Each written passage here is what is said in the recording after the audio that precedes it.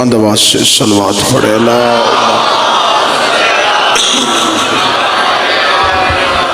اجازت ہے ذکر شروع کیا جا سکتا۔ اللہ کا کام ہے دین بنانا، نبی کا کام ہے دین پہنچانا، اور امام کا کام ہے دین بچانا۔ دین اللہ بناتا ہے، پہنچاتا اس کا رسول ہے، بچاتا اس کا امام ہے۔ دین بھی اللہ بناتا ہے، نبی بھی اللہ بناتا ہے، امام بھی اللہ بناتا ہے۔ بندوں کا بنایا دین بھی ٹھیک نہیں ہوتا، بندوں کا بنایا نبی بھی ٹھیک نہیں ہوتا، تو بندوں کا بنایا امام بھی ٹھیک نہیں ہوتا۔ بندوں کے بنائے دین میں بھی غلطی، بندوں کے بنائے نبی میں بھی غلطی، بندوں کے بنائے امام میں بھی غلطی۔ مذہب اسلام کے فرقوں میں سے ایک فرقہ نہیں بلکہ مذہب اسلام میں مذہب جعفریہ، اسلام ہی کو شیعہ کہتے ہیں، شیعہ ہی کو اسلام کہتے ہیں۔ میں اسے اسلام کا فرقہ نہیں کہوں گا، یہ مذہب ہے جو نبی کے دور سے زندہ تھا اور اب تک زندہ چلا رہا ہے۔ میں ملت تشیع کی ترجمانی کرتے ہوئے ببانگ دوحل منبر سے یہ اعلان کروں گا، مسجد سے لے کے خانہ کعبہ کے صحن تک ہم دیوار کعبہ پہ ہاتھ رکھ کے اعلان کرنے کے لیے تیار ہیں، ہم نے 12 مانے ہیں، بنائے نہیں ہیں۔ بادشاہ حسین عزت عطا فرمائے۔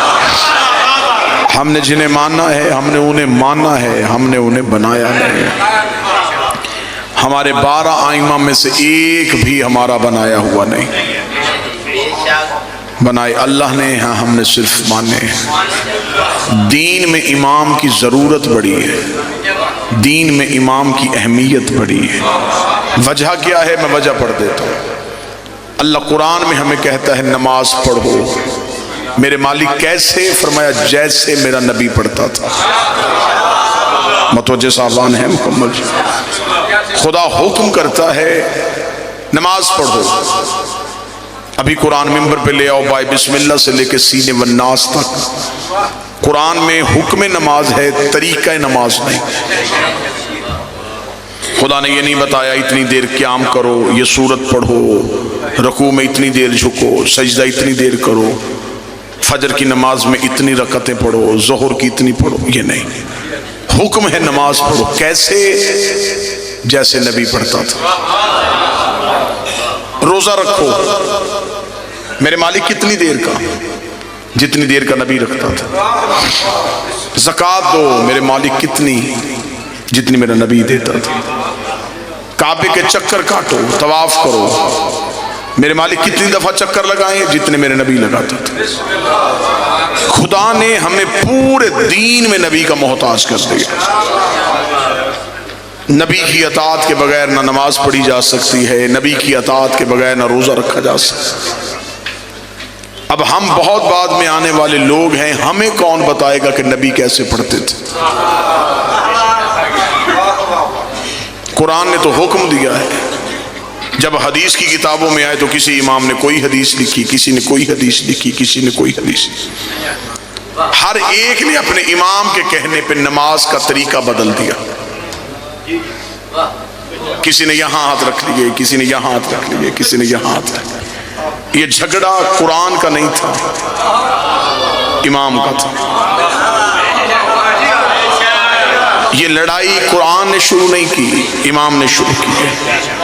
یہاں ہاتھ باندھنے والا نیچے کرنے کو تیار نہیں، نیچے ہاتھ باندھنے والا اوپر کرنے کو تیار نہیں، کھولنے والا باندھنے کو تیار نہیں، باندھنے والا کھولنے کو تیار نہیں۔ ہر بندہ کہتا ہے میری نماز ٹھیک ہے، میری نماز ٹھیک ہے، میری نماز ٹھیک ہے۔ یہ لڑائیاں بعد میں کریں گے، نماز کس کی ٹھیک ہے پہلے یہ پتہ کرتے ہیں امام کس کا ٹھیک ہے۔ جو بول سکے وہ ہاتھ اٹھائے۔ پہلے یہ طے کرتے ہیں کہ امام کس کا ٹھیک ہے۔ جس کا امام ٹھیک اس کی نماز ٹھیک۔ بسم اللہ سر۔ جس کا امام ٹھیک اس کا روزہ ٹھیک، کیونکہ امام معیار ہے عبادت کا۔ جنگ صفین اویس کرنی نے اپنے نوکر سے کہا مجھے وضو کے لیے پانی دے۔ وضو کا برتن نوکر کے ہاتھ میں تھا، یا ادھر سے جنگ کا تبل بچ گیا۔ وہی اویس جس نے کہا تھا مجھے وضو کا پانی دے، اسی اویس کی آواز ہے جلدی کر، گھوڑے پہ زین رکھ۔